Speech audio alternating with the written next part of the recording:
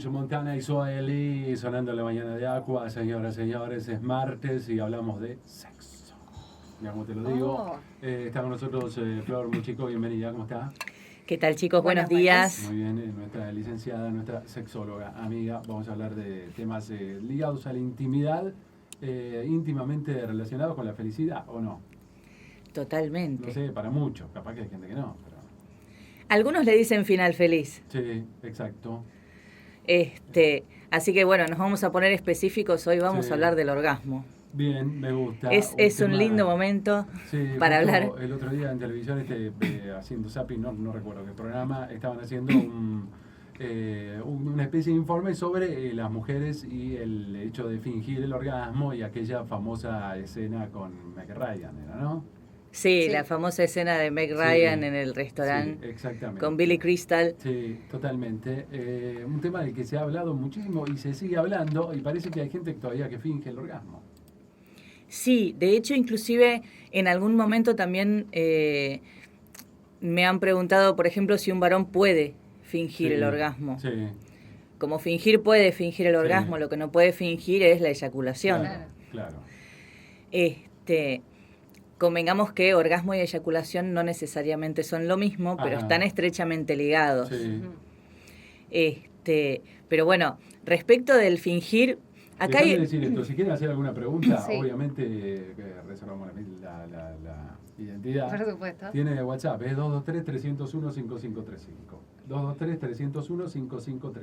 Dígalo. Bien. Respecto del fingir, tenemos una serie de cuestiones. Por un lado, cuando una mujer se esfuerza mucho por pensar en fingir, está menos concentrada en la sensación y eso le dificulta el orgasmo. Claro. Independientemente de eso, también a veces se sugiere que la persona, en este caso, por ejemplo, la mujer, se libere y se deje sentir. Entonces, a veces el gemido o el jadeo... Parte, en principio, de una obligación de darle al otro algo que no te está pasando a vos, ¿no? Y que mereces también. Sí, lo que pasa es que convengamos que históricamente es como que siempre quedó esa idea de que nosotras daba lo mismo si teníamos o no teníamos placer, pero sí era importante que el varón se sintiera tranquilo de que nos lo había dado. Sí. Total, es tremendo eso. Esto ha dado origen a preguntas incómodas como ¿te gustó? Claro, que ahí qué haces, mentir, decir la verdad, no sabes qué hacer, es un momento incómodo. ¿Y qué querés que te diga? Se pero puede charlar todo, ¿no? Lógico que se puede charlar todo. Obviamente que hablamos de estas cosas el día de hoy también porque en estos últimos tiempos hay toda una movida femenina, feminista, que nos empodera y nos da espacio para pensarnos como mujeres gozadoras. Afortunadamente me parece que también hay toda una generación de tipos que no quieren una mina gritando sin sentido, ¿no? Sí, no, el mentime que me gusta es hasta cierto punto, digamos.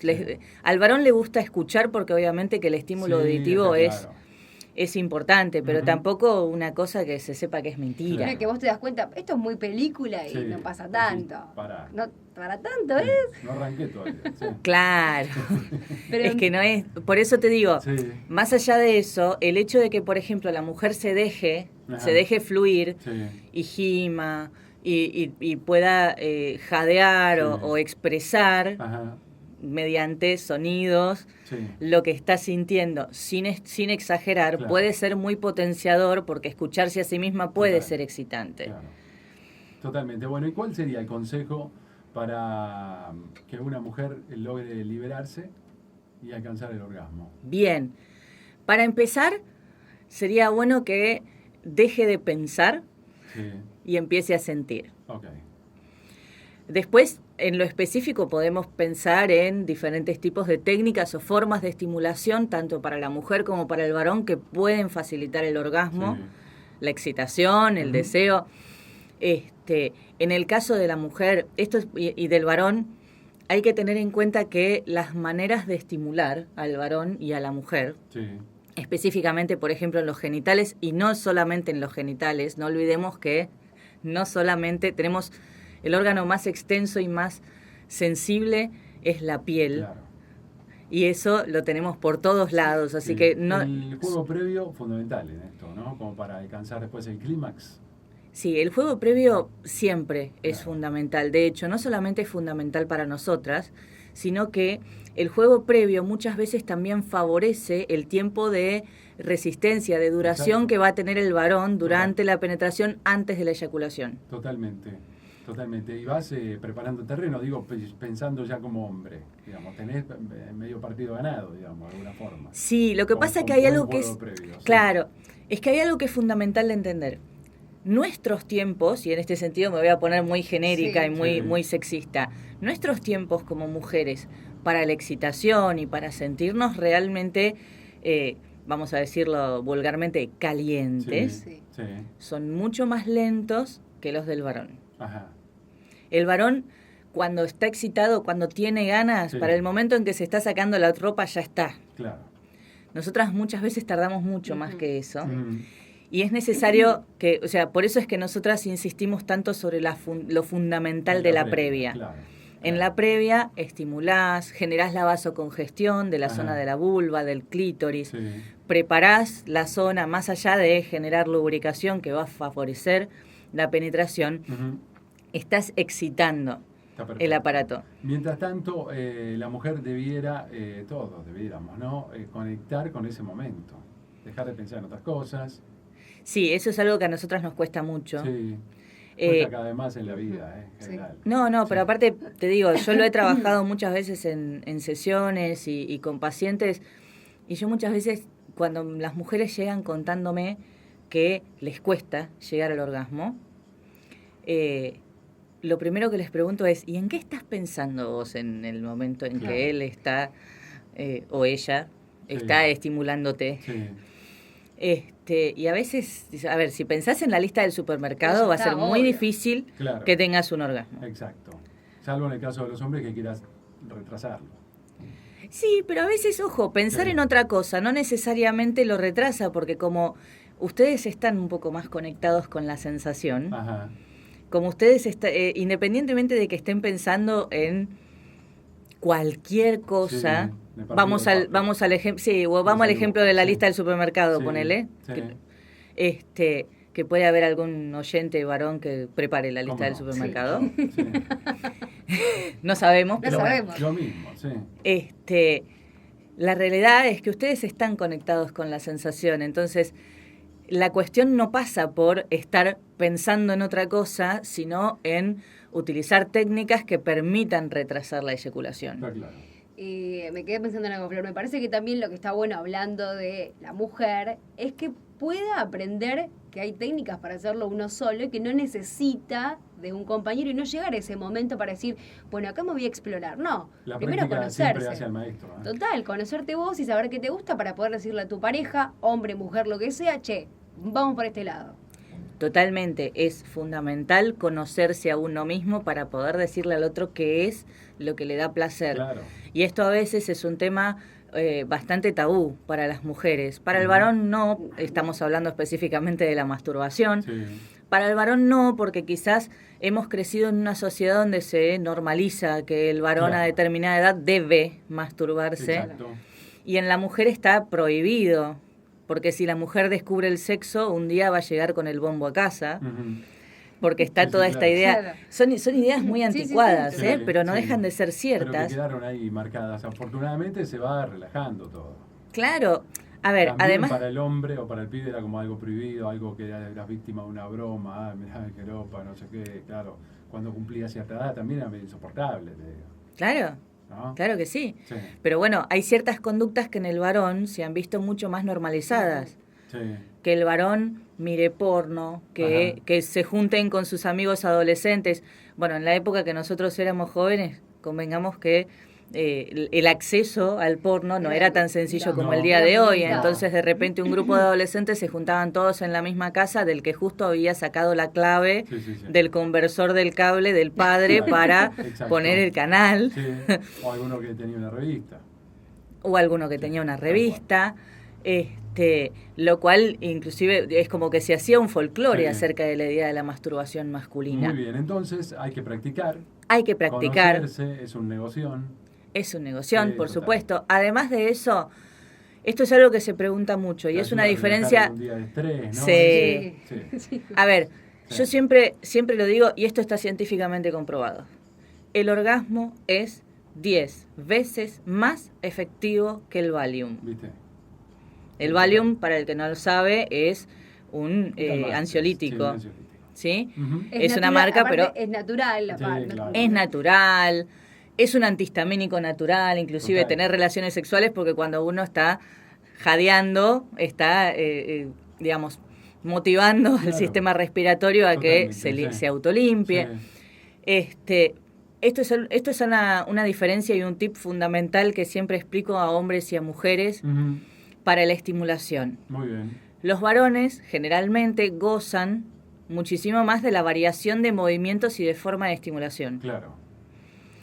Y eso les hace creer que tienen que variar en las formas de estimularnos a nosotras para que logremos mucho más fácilmente nuestro orgasmo. ¿Y entonces? La realidad es que la mayoría de las mujeres necesitamos un movimiento, encontrar el movimiento. El movimiento, un movimiento estático, ¿sí?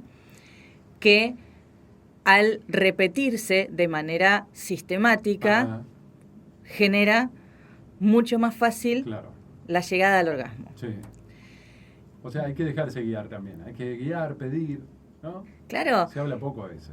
Hay que saber encontrar el momento de decir, ahí, quédate ahí, hace eso y no hagas otra cosa más. ¿Sí? Eso por un lado. Por el otro lado, hay que tener en cuenta los tipos de movimientos para la estimulación del clítoris. Claro. Y voy a hablar del clítoris porque es nuestro botoncito mágico, el único órgano existente en el cuerpo humano cuya única función es el placer. Muy bien. Y lo tenemos nosotras, chicas. Son 8.000 terminaciones nerviosas a nuestro servicio. Sí. La estimulación del clítoris, el clítoris es muy sensible. Las mujeres encontramos diferentes tipos de intensidad y de formas de estimulación que nos hacen, que nos gustan más o menos. Eso, como decíamos recién, lo tiene que encontrar cada una. Claro. ¿Sí?